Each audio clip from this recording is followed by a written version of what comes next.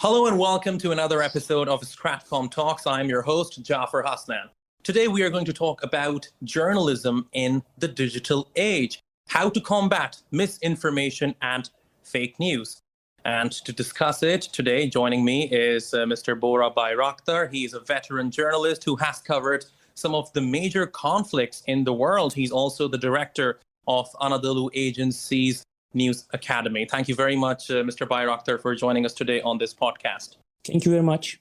So to begin with, since you have been in this industry for more than 2 decades, help us understand, how do you think journalism has evolved? To be honest, it's been almost 3 decades, and we are a generation, I am part of a generation who witnessed this change.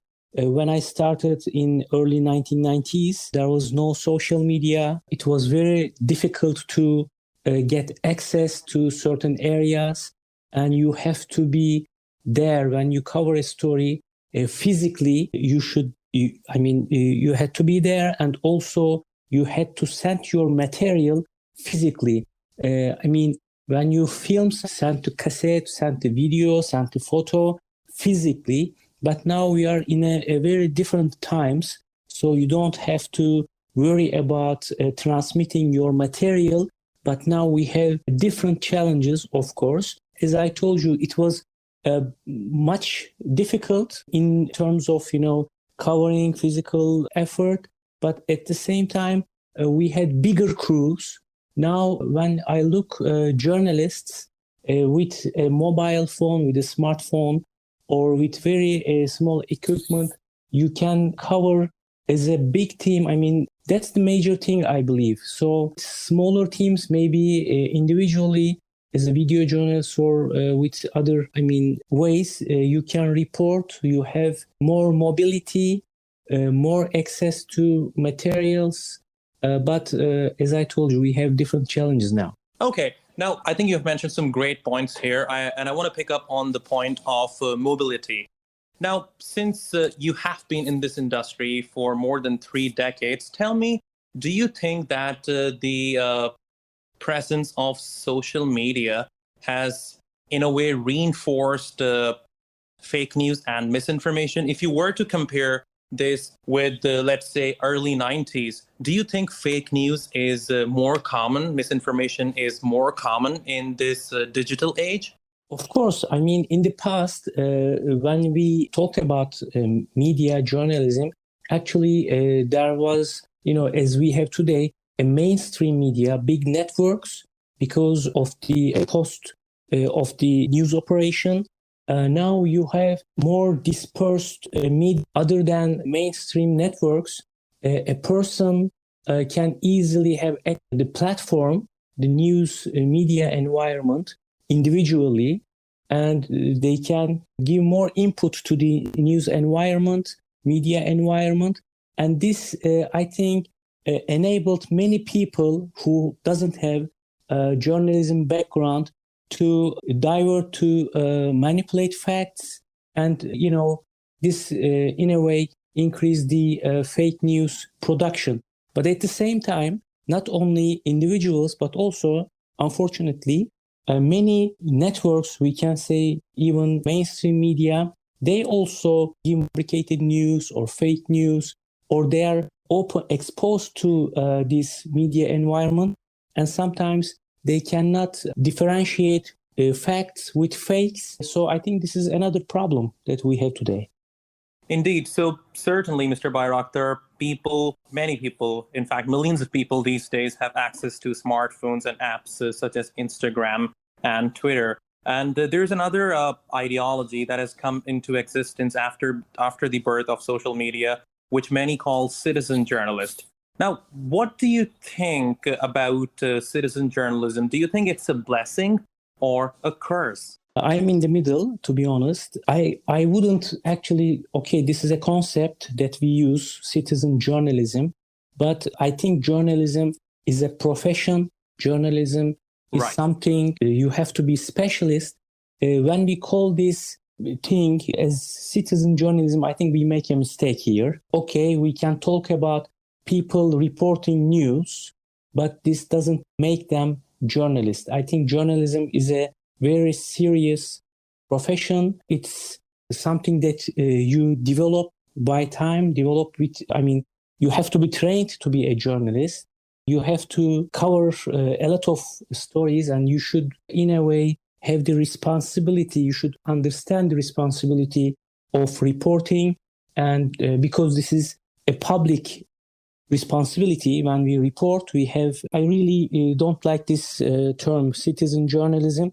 So on the one hand, if we look at what they do, on the one hand, it's good reporting stories, especially from places that we don't have access, or when there's a breaking news, it's easier to access news, video, information. That's good. But I think in any case, we need people, expert specialists who understand what is right, what is wrong, what is true, and we have to also take the responsibility of how we share this information with public. I think we should think about this concept again. Right. I think you've made a very interesting point about understanding the responsibility. And I think the fact that some people do not understand the responsibility, that perhaps leads to the resurgence or perhaps the reinforcement of fake news and misinformation on the media. So let me move on to the next part of our discussion today, which is how to combat fake news and misinformation. Now, Mr. Bayraktar, you have covered the different conflicts over the past 30 years. So I think your insights into this topic would be very useful for our listeners. How can we best combat fake news and misinformation in this digital age? Yeah, first of all, we should understand that fake news, sometimes these are misinformation, sometimes these are disinformation, sometimes it's manipulation, sometimes it's part of propaganda or black propaganda. So first of all, we have to differentiate what is fake news. So we have to be aware of the dimensions of this issue. Second, we have to be very careful when we report. As consumers, we have to understand case, it needs expertise. So we have to be very careful when we consume news. We should be aware of the facts. We should be aware of the political situation of the related story or economy. We have to understand facts. We have to check facts, and we shouldn't be in a hurry to consume these news. I think that's the most important part. We should take time and understand the reality behind it. And we should be very careful when you retweet or share this news with other people. Right. And now, Mr. Bayraktar, before I ask you my last question, I just want to add one more question here. Do you think fake news, misinformation, and disinformation these days, they are being used as a tool to cause a diplomatic fallout, to affect a country in a hostile way diplomatically? There is a great struggle to earn people's hearts and minds. We know this term from George Bush's famous speech, hearts and minds, but this is really important, not only politically, but in every field. Big global companies, they want to sell their different countries, try to have impact on the public opinion of other countries. A new concept, hybrid war, which includes also affecting other countries' ideas, public opinion. So there's a great struggle. So we have to be very aware of what kind of struggle we are in. We are the target, especially not only a public opinion, but as the representatives of public opinion, journalists are more exposed to fake news and that kind of impact. So yes, there is a diplomatic, economic, and political struggle, which some sources try to have effect on news. So that's a fact. That's why we see more international investment on media. We see Russians, Chinese, now Turkey, other countries.